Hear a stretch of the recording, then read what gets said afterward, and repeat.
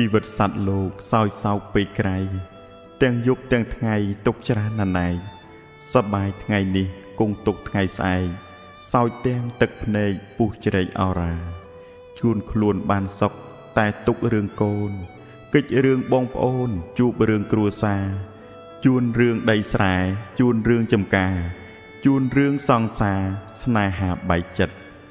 អ្នកខ្លះជួបរឿងក្រខ្សត់អត់ឃ្លានឈឺថ្កាត់ពុំមានប្រកាសញាតមិត្ត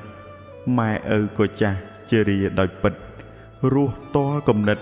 គិតចាំថ្ងៃខ្សែអ្នកខ្លះមានទ្រព្យតែជាប់ដោយភ័យជីវិតឥតន័យភ័យរាល់យប់ថ្ងៃអ្នកខ្លះមានទ្រព្យក្តាប់ជាប់ក្នុងដៃលាចាលោកីចាយអ្វីមិនតាន់រឿងរ៉ាវសត្វលោកពុំអាចរៀបរាប់ឲ្យបានគ្រប់សពគ្រប់វ័យចំនួនខ្ញុំសូមចូលរួមរំលែកទុក្ខទណ្ឌដោះភ័យអាសន្នទាន់នៅជួបជុំ